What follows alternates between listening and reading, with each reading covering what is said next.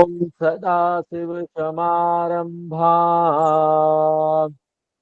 शङ्कराचार्यमध्यमाम् अस्मदाचार्यपर्यन्ताम् वन्दे गुरुपरम्पराम्। ओ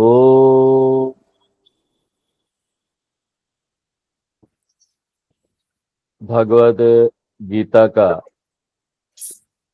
अंतिम जो 6 अध्याय है उसको चरम छठकम बोलते हैं। इसमें भगवान कृष्ण ने शुरू में आत्मज्ञान के बारे में बताया। 13वां अध्याय, 14वां अध्याय, 15वां अध्याय कृष्ण भगवान ने आत्मज्ञान के बारे में बताया। और आत्मज्ञान एकमात्र साधन है मुक्ति प्राप्त करने का। और 3 अध्याय में आत्मविद्या बताने के बाद अगला जो 2 अध्याय है, 16वां और 17वां अध्याय, उसमें भगवान कृष्ण एक बहुत ही महत्वपूर्ण बात बताना चाहते हैं। वो ये है कि एक व्यक्ति का जीवन शैली इस प्रकार से रचा बसा होना चाहिए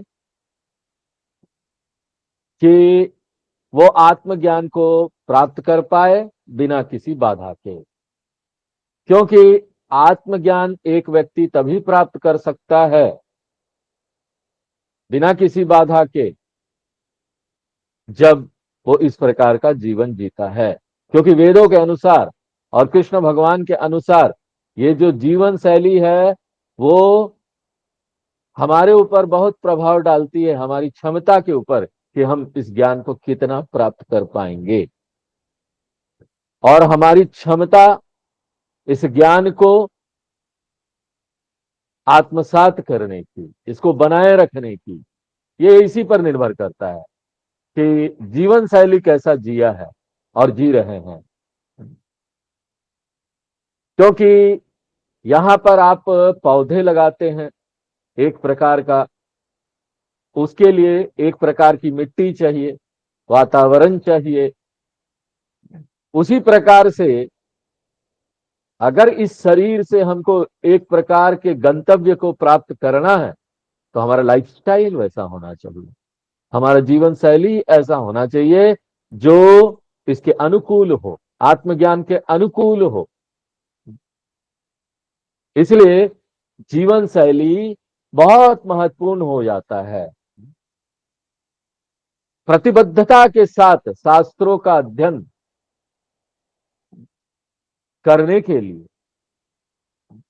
जबकि अगर आप यहां पर दूसरी और भौतिक विद्या प्राप्त करते हैं जैसे केमिस्ट्री, फिजिक्स,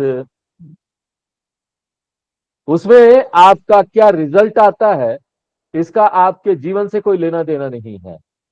एक व्यक्ति पूरी तरह से अधार्मिक हो सकता है, अनैतिक हो सकता है, उसके बाद भी उसको पूरे यूनिवर्सिटी में टॉप नंबर 1 रैंक मिल सकता है। तो कोई कनेक्शन नहीं जीवन शैली में और भौतिक ज्ञान जो हम प्राप्त कर रहे हैं उसमें। लेकिन जब ये आध्यात्म की बात आती है, आध्यात्मिक ज्ञान की बात आती है, तो किस प्रकार का जीवन हम जी रहे हैं वो बहुत महत्वपूर्ण भूमिका निभाता है। हम इस बात को इग्नोर नहीं कर सकते। इसलिए वेद पूर्व भाग में वैदिक जीवन शैली के बारे में बहुत कुछ बताया गया। वेद पूर्व भाग भरा पड़ा है इन्हीं सब नियमों से कि आपका जीवन कैसे होना चाहिए। और वेद अंत क्या है? दर्शन वाला भाग है। पढ़िए, जानिए। एक को धर्मशास्त्र बोलते हैं, दूसरे को ब्रह्मशास्त्र बोलते हैं। और ये जो 2 अध्याय है, 16वां और 17वां, उसमें कृष्ण भगवान कंसंट्रेट कर रहे हैं कि हमारा वे ऑफ लाइफ कैसा होना चाहिए, हमारा जीवन शैली कैसा होना चाहिए। अभी जो 16वां अध्याय हमने अभी देखा, जो समाप्त हुआ, उसमें कृष्ण भगवान ने हमको बताया कि दैवी संपद होना चाहिए एक व्यक्ति में, उसके जीवन, उसको पालन करना चाहिए, तभी जाकर वो आध्यात्मिक मार्ग में आगे बढ़ सकता है।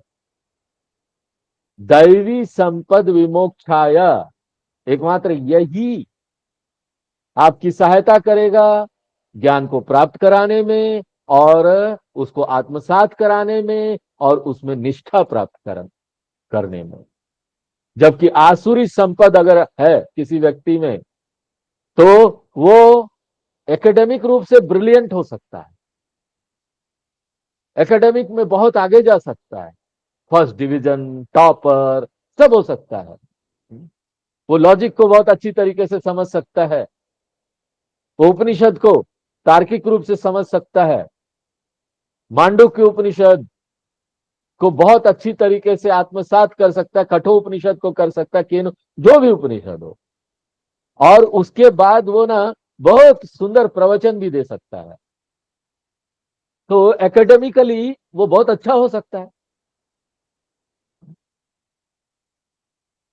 लेकिन जो आसुरी संपद है ना, ऐसा व्यक्ति उसका लाभ नहीं प्राप्त कर पाएगा।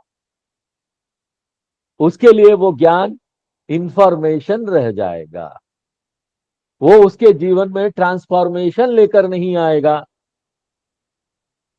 जानकारी सिर्फ रहेगी, परिवर्तन नहीं होगा जीवन में।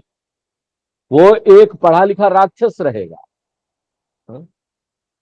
साक्षर साक्षर राक्षस भवती, एक पढ़ा लिखा राक्षस, एजुकेटेड व्यक्ति, लेकिन है राक्षस।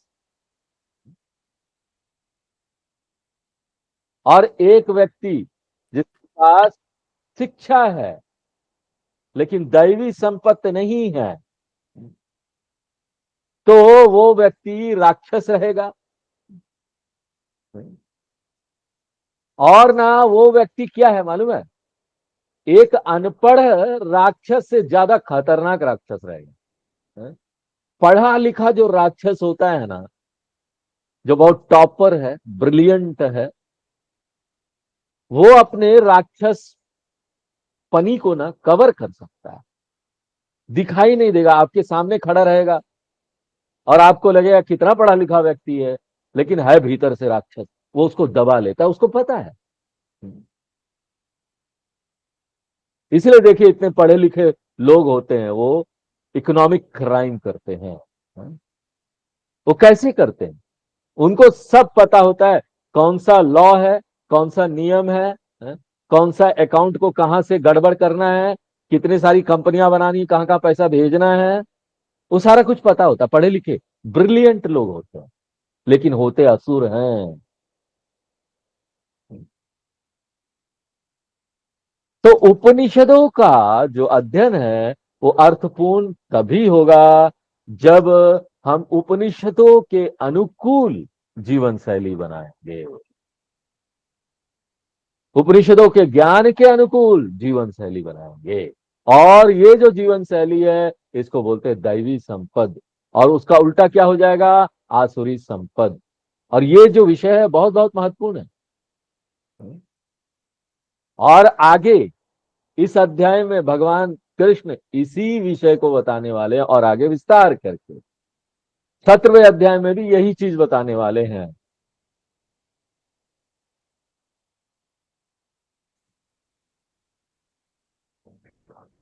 किस तरह से आपको क्या करना चाहिए, क्या नहीं करना चाहिए, किस तरह से लोगों के साथ व्यवहार करना चाहिए, किस तरह का लैंग्वेज आपको यूज करना चाहिए अपने कम्युनिकेशन में। ये जो एक जीवन शैली है वो 16वें अध्याय में भी बताया गया और 17वें अध्याय में भी बताया जाएगा। और 17वें अध्याय में क्या है, कैसे बताया जा रहा है, शुरू कैसे हो रहा है? अर्जुन के प्रश्न से। अर्जुन का प्रश्न किस पर आधारित है? 16वें अध्याय में जो कृष्ण भगवान ने उसको ज्ञान दिया उस पर आधारित है।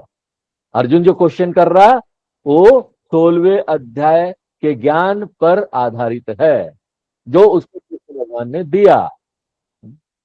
तो अर्जुन प्रश्न पूछता है 16वें अध्याय पर आधारित ज्ञान के ऊपर। और कृष्ण भगवान ये पूरा अध्याय चालू करते हैं अर्जुन के प्रश्न के उत्तर को देने के रूप में। तो ये पृष्ठभूमि है। इसके साथ ही हम आज 17वें अध्याय में प्रवेश करेंगे। पहला श्लोक जो अर्जुन का प्रश्न है उसको पढ़ते हैं। अर्जुन उवाच अर्जुनोवाच ये शास्त्र विधि मुत्सृज्य शास्त्रविधिमुत्सृज्य यजन्ते श्रद्धयान्विताः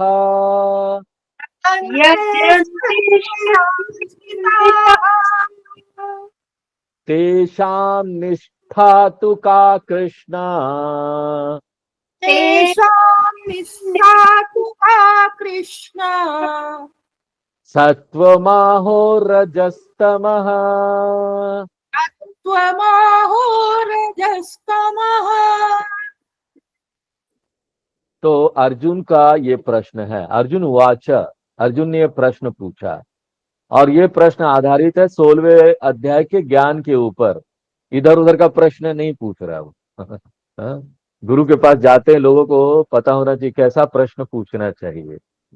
जो गुरु ज्ञान दे रहे हैं उसी पर आधारित प्रश्न पूछना चाहिए।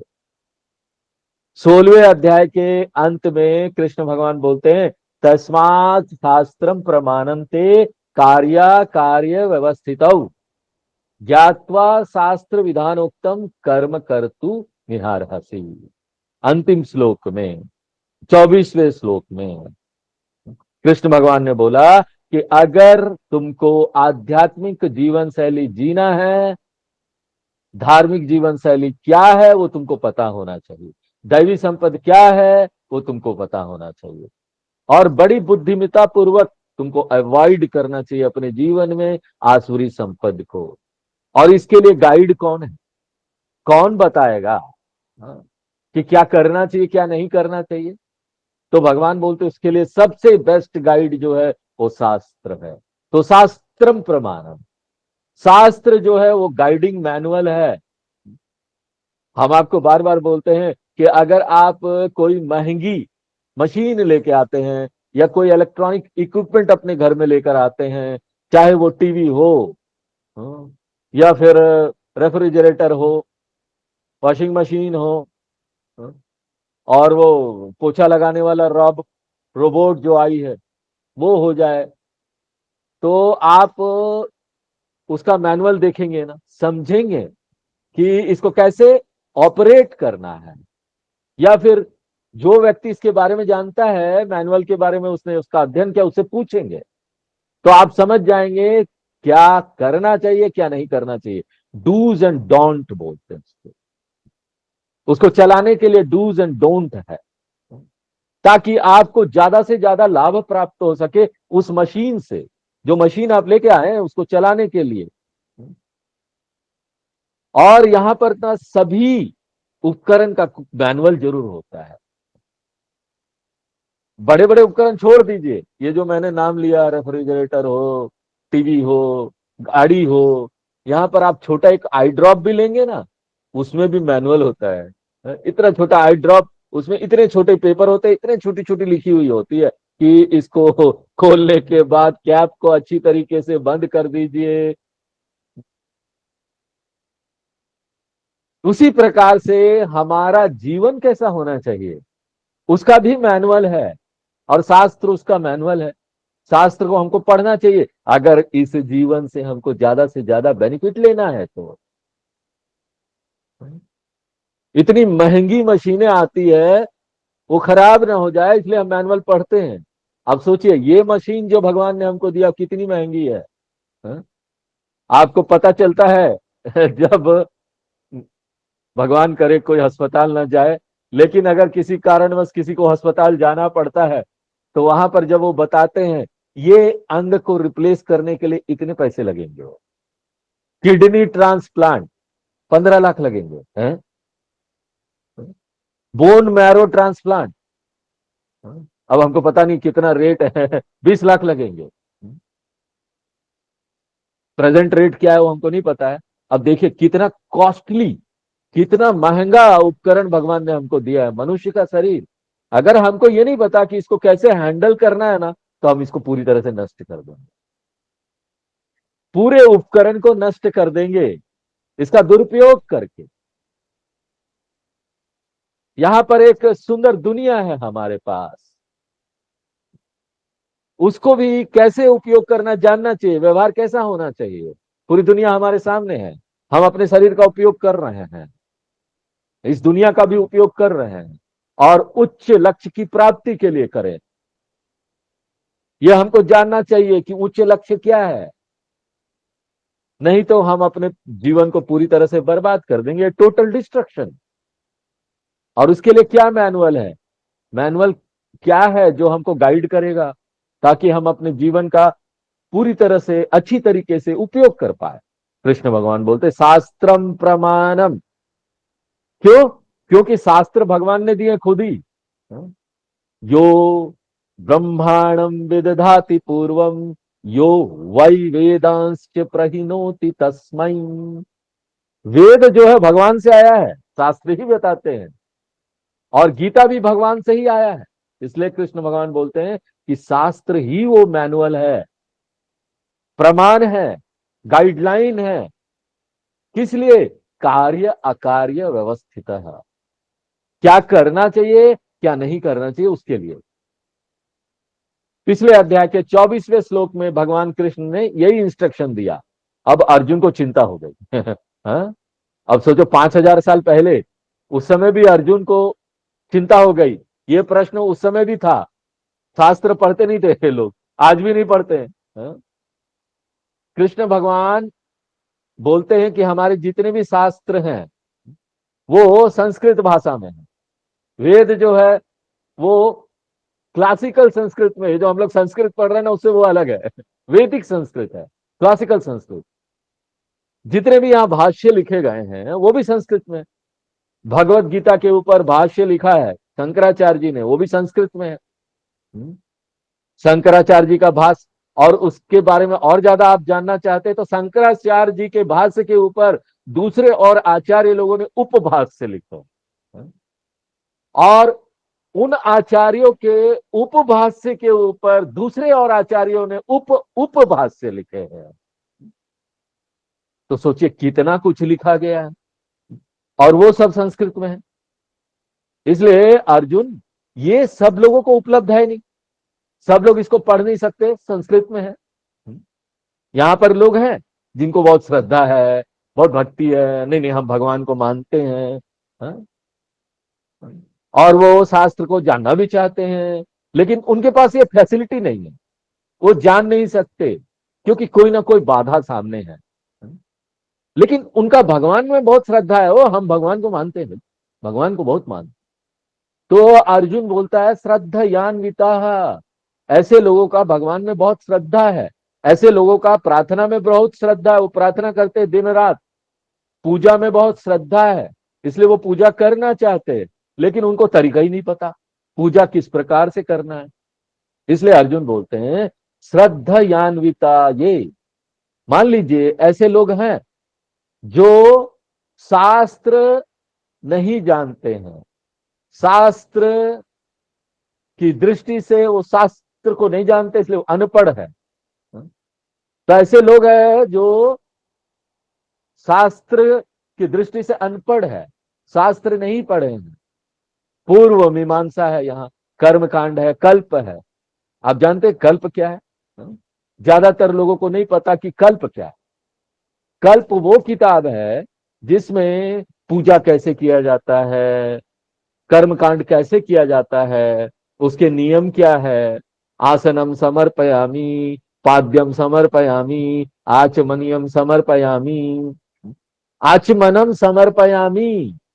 अब ऐसा जब हम बोलते हैं तो हम खुद ले ले या भगवान को अर्पण करें, क्या करना चाहिए? कौन सा अर्पण जो है पहले आना चाहिए? क्योंकि यहां पर बहुत सारे भगवान भी हैं।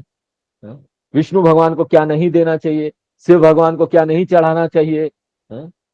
देखिए ये सब चीजें हमको नहीं पता है, क्योंकि हमने ये नहीं पढ़ा है कल। किस दिशा में भगवान का चेहरा होना चाहिए, ईस्ट में होना चाहिए, वेस्ट में होना चाहिए, या फिर आसमान की तरफ देख रहे होना चाहिए, ये हमको नहीं पता, क्योंकि हमने इसका अध्ययन नहीं किया है। लेकिन हमको श्रद्धा है इन वेद वाक्यों में, और ये सब में हमको श्रद्धा है। अर्जुन बोलते हैं कि मान लीजिए ऐसा कोई व्यक्ति है जो शास्त्र की दृष्टि से अनपढ़ है, लेकिन बहुत श्रद्धावान व्यक्ति, भक्त है, और वो क्या करते हैं, यजंते, क्योंकि उनको बहुत जिज्ञासा है, बहुत भक्ति है, श्रद्धा है, बड़ा प्रेम है, तो वो पूजा करते हैं, रोज पूजा करते हैं। जिस भी भगवान को वो जानते हैं उसकी पूजा करते हैं, जो भी भगवान सामने उपलब्ध है उसकी पूजा करते हैं, जो भी भगवान से वो प्रेम करते हैं उसकी पूजा करते हैं, जो भी भगवान को चुनते हैं उसकी पूजा करते हैं, यजंते। लेकिन समस्या क्या है? समस्या ये है कि शास्त्र विधि उत्सृज्य, क्योंकि शास्त्र को नहीं जानते, वो शास्त्र पढ़े नहीं है, तो उनको ये पता ही नहीं सही तरीका क्या है और गलत तरीका क्या है।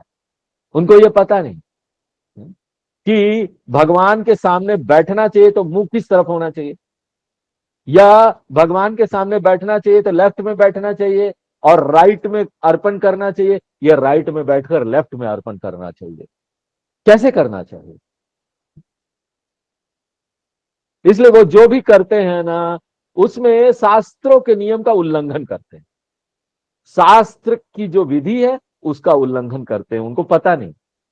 उत्सृज्य यानी वो उसका उल्लंघन करते, नियमों का वो उसका पालन नहीं करते। क्या पालन नहीं करते और क्यों पालन नहीं करते? शास्त्र के जो नियम है, क्योंकि वो शास्त्र जानते नहीं, पढ़े नहीं है। लेकिन उनके पास एक बहुत महत्वपूर्ण चीज है, वेरी इंपॉर्टेंट। वो क्या है? उनके पास बहुत प्रचुर मात्रा में श्रद्धा है, प्रेम है, श्रद्धा यान्विता। उनकी जो भावना है बड़ी इंटेंस है, बहुत तीव्र है। और हे कृष्ण, ये किस प्रकार के भक्त है मुझे बताइए। उनकी जो निष्ठा है, तेसाम निष्ठा का, निष्ठा यानी वो कहाँ खड़ा होते हैं, वो साधना के किस चरण में, किस लेवल पर है, उनका क्लासिफिकेशन क्या करेंगे आप, उनका प्रकार क्या होगा, वो किस प्रकार के लोग हैं। क्योंकि उनके पास एक पावरफुल प्लस पॉइंट है, और वो क्या है? पावरफुल प्लस पॉइंट क्या है? श्रद्धा है।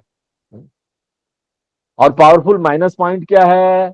इलिटरेट है, अनपढ़ है। अनपढ़ यानी शास्त्र नहीं जानते, नियम क्या है नहीं जानते, और हर समय नियम का उल्लंघन करते रहते हैं और वो भी नहीं पता उनको। तो वो कहां खड़े हैं? कृष्ण भगवान बोलते हैं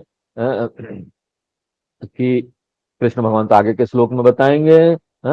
वो बोलता है कि भगवान मुझे बताइए, सत्व माहो रजस तमः, किसमें इसका विभाजन होगा? ऐसे लोगों को हम क्लासिफाई किसमें करेंगे? सात्विक भक्त में, यानी सात्विक यहां पर भक्त है वो सात्विक पूजा करने वाला है, या उसको राजसिक पूजा करने वाला बोले, या फिर तामसिक बोले? किस प्रकार का श्रद्धा है उनका? और ऐसी श्रद्धा कैसी है? ऐसी श्रद्धा ऐसी है जहां वो शास्त्रों के नियम के बारे में नहीं जानता, कैसे पूजा करना चाहिए, कैसे नहीं करना चाहिए। तो वो पूछता है का तेषाम निष्ठा, उसकी श्रद्धा सात्विक है कि राजसिक है कि तामसिक श्रद्धा है। और क्योंकि ये प्रश्न श्रद्धा के ऊपर है, इसलिए ये पूरे अध्याय का नाम ही क्या है? श्रद्धा त्रय विभाग युग। विश्लेषण होगा, श्रद्धा किस किस प्रकार का होता है, एक भक्त का श्रद्धा किस किस प्रकार का होता है, यह अर्जुन का प्रश्न है। और अर्जुन के इसी प्रश्न का उत्तर भगवान कृष्ण आगे के श्लोकों में देने जा रहे हैं। तो आगे के श्लोक हम पढ़ते हैं। श्री भगवान उवाच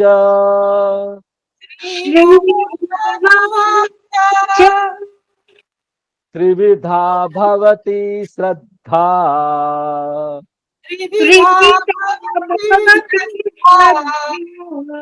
देहिनां सा स्वभावजा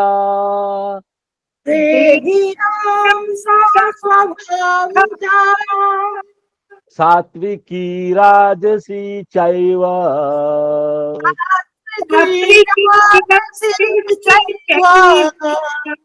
तामसी चेति ताम शृणु।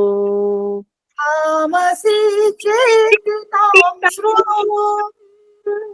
भगवान उवाच, भगवान कृष्ण उत्तर देते हैं। भगवान कृष्ण बोलते, देखो इसका उत्तर ना मैं तुमको एक लाइन में नहीं दे सकता। मैं तुमको ये नहीं बोल सकता, हाँ हाँ तुम जो बोल रहे हो ऐसा भक्त सात्विक है कि राजसिक है तामसिक है, हम ये नहीं बोल सकते। क्यों? क्योंकि एक व्यक्ति का जो श्रद्धा है, जो पूजा है, वो शास्त्र के नियम के अनुसार निर्धारित होते हैं। हम यूनिफॉर्मली मैं तुमको ये नहीं बोल सकता कि ये सारे लोग जिसके बारे में तुम बता रहे हो वो सब सात्विक है, सात्विक प्रकार के। क्यों? शास्त्र गाइड करते एक व्यक्ति को कि सात्विक क्या है। तो इस प्रकार का कर्म जो शास्त्रों द्वारा निर्धारित किया गया है वो तो सात्विक में आएगा ही आएगा। क्यों? क्योंकि शास्त्र जो है धीरे धीरे करके एक व्यक्ति को सात्विक कर्म में ले जाते हैं, धीरे धीरे करके उसका सत्वगुण बढ़ाते हैं। तो कोई भी शास्त्र आधारित कर्म होगा ना वो सात्विक होगा। लेकिन यहां पर ऐसा भक्त है, उसकी समस्या क्या है कि उसका जो पूजा है, उसका जो यहाँ कर्म हो रहा है वो शास्त्रों द्वारा निर्धारित नहीं है, शास्त्र के अनुसार नहीं है। क्यों? क्योंकि उनको शास्त्र पता नहीं। और अगर शास्त्रों के अनुसार नहीं है, उनको शास्त्र पता नहीं है, तो यहां पर प्रश्न उठता है कि ऐसा क्या चीज है जिसके अनुसार वो ये कर रहे हैं। उनकी जो पूजा है किसके आधार पर निर्धारित हो रही है? आधार क्या है? मनसा क्या है? उनका मोटिव क्या है? किस प्रकार का उनका मोटिव है? किस प्रकार के भगवान को भजते हैं, उनकी पूजा करते हैं? ये सब जानने के बाद ही पता चलेगा कि एक व्यक्ति, एक अनपढ़ व्यक्ति जिसने शास्त्र नहीं पढ़ा, उसकी पूजा कैसी है। तो कृष्ण भगवान बोलते हैं कि अगर शास्त्रों के अनुसार कोई नहीं चल रहा है और अपने कैरेक्टर के अनुसार जा रहा है, अपनी वासनाओं के अनुसार काम कर रहा है, पूजा जो है वो अपनी वासनाओं के अनुसार कर रहा है। क्योंकि देखिए एक व्यक्ति का जो कर्म है ना वो निर्धारित बाहर के मार्गदर्शन से होगा या फिर उसके भीतर से जो बातें आ रही है ना उससे होगा। भीतर उसकी क्या पसंदगी है, क्या नापसंदगी है, उसकी अपनी वासना क्या है, उसका अपना स्वभाव क्या है, उसका अपना कैरेक्टर क्या है। यही दो संभावना है। या तो बाहर शास्त्रों को पढ़ के हम कर्म कर रहे हैं, अपने भीतर से जो आवाज आती है उसको नहीं मानते ना, पसंदगी नापसंदगी ना नहीं सोचते। जो शास्त्र बोल रहे हैं ऐसे करना है तो ऐसे ऐसे बैठना है तो वैसे ही बैठते हैं पूजा करने के लिए, लेकिन हमको पता नहीं शास्त्र। हाँ? तो दूसरी संभावना क्या है? अपने भीतर से जो आवाज आ रही है, जो वासना है, जो पसंदगी नापसंदगी है, उसके अनुसार काम कर रहे हैं। तो यही दो संभावना है, या तो शास्त्रों पर आधारित है या हमारे वासना पर आधारित है, कैरेक्टर पर आधारित है, चरित्र पर आधारित है। हाँ? और ये जो भक्त है जिसके बारे में अर्जुन बोल रहा है वो कैसा है? उसकी जो पूजा है शास्त्रों पर आधारित नहीं है, क्योंकि वो शास्त्र की दृष्टि से वो अनपढ़ है, शास्त्र जानता नहीं है। इसलिए कृष्ण भगवान बोलते हैं ना कि उसकी जो पूजा है वासना पर आधारित होगी, कैरेक्टर उसके भीतर का जो प्रवृत्ति है उसके ऊपर आधारित होगी। इसलिए कृष्ण भगवान बोलते हैं देही नाम श्रद्धा। ये जो श्रद्धा है ऐसे व्यक्ति का जो शास्त्र नहीं जानता, देही यानी अज्ञानी भक्त, अज्ञानी शास्त्रों का अज्ञानी,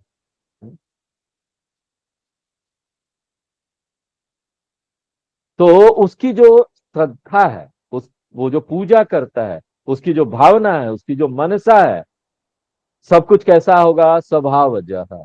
उसका कैसा पर्सनालिटी है, उसका कैसा माइंड सेट है, उसका झुकाव कहाँ है, उसके पूर्व जन्म की वासनाएं क्या भरी पड़ी है चित्त में, उसके अनुसार वो काम करेगा। अब यहां पर दूसरा प्रश्न उठता है कि ये जो भक्त है उसका कैरेक्टर कैसा है। अगर उसका कर्म उसके भीतर के वासना, प्रवृत्ति, चरित्र, कैरेक्टर पर निर्धारित है, तो अगला प्रश्न आता है कि ना ऐसा भक्त का चरित्र, वासना, प्रवृत्ति भीतर का कैसा है। कृष्ण भगवान बोलते हैं ये हम सबका सामान नहीं बता सकते, सभी मनुष्यों का ये एक होगा ऐसा हम नहीं बोल सकते, क्योंकि सबका जो भीतर का प्रवृत्ति और वासना है ना वो अलग अलग होता है, हर एक व्यक्ति का अलग अलग होता है। हम यूनिफॉर्मली नहीं बोल सकते नहीं ये सब सात्विक है, हम ये नहीं बोल सकते राजसिक है, हम ये नहीं बोल सकते तामसिक है। इसलिए कृष्ण भगवान बोलते हैं कि ऐसे भक्त तीन प्रकार के होंगे, उनका स्वभाव ये तीन प्रकार का होगा, सात्विक स्वभाव, राजसिक स्वभाव और तामसिक स्वभाव। तो ये भक्त भी तीन प्रकार के होंगे, सात्विक, राजसिक और तामसिक। और क्योंकि इनका चरित्र तीन प्रकार का है, इनकी वासनाएं, प्रवृत्ति तीन प्रकार की है, इनकी श्रद्धा भी तीन प्रकार की होगी, तीन प्रकार का श्रद्धा होगा। इसलिए कृष्ण भगवान बोलते हैं त्रिविधा भवती, इनकी जो श्रद्धा है वो तीन प्रकार का है। और वो क्या है, सात्विकी एवच, सात्विक श्रद्धा। और सात्विक श्रद्धा क्या है ये कृष्ण भगवान बाद में हमको बताएंगे, अभी हम इतने ही समझ ले कि सात्विक श्रद्धा होती है एक व्यक्ति का सात्विक श्रद्धा। और वो बताएंगे कि ये सात्विक श्रद्धा क्या है, हमको इसके लिए कृष्ण भगवान पर श्रद्धा रखना पड़ेगा, वो आगे बताने वाले हैं। और दूसरे प्रकार का क्या है, राजसिक श्रद्धा, ऐसा जो भक्त है जिसमें राजसिक श्रद्धा है। और तीसरा क्या है, तामसिक श्रद्धा, एक तामसिक भक्त, तामसिक श्रद्धा वाला भक्त। इसलिए इनकी जो पूजा है वो किसके आधार पर है, सात्विक, राजसिक, तामसिक श्रद्धा के आधार पर है, शास्त्रों के नियम पर आधारित नहीं है, शास्त्र जो नियम बताते हैं उसका अनुसार नहीं है। कृष्ण भगवान आगे इसके बारे में खुद ही बताएंगे, ताम श्रुणु, जल्दी में मत रहो, डोंट बी इन हरी, श्रुणु, मैं सिस्टमेटिकली बताऊंगा, एक एक करके स्टेप बाय स्टेप तुमको ये बताऊंगा, धैर्य रखकर इसको सुनो, ताम श्रुणु, व्यवस्थित रूप से मैं इसको आगे बताऊंगा। तो आज यहीं विराम देते हैं, अगले क्लास में हम लोग देखेंगे कि ना भगवान क्या बताते हैं इसके बारे में। ओम पूर्णमदः पूर्णमिदं पूर्णात् पूर्णमुदच्यते पूर्णस्य पूर्णमादाय पूर्णमेवावशिष्यते। ओम शांति शांति शांति।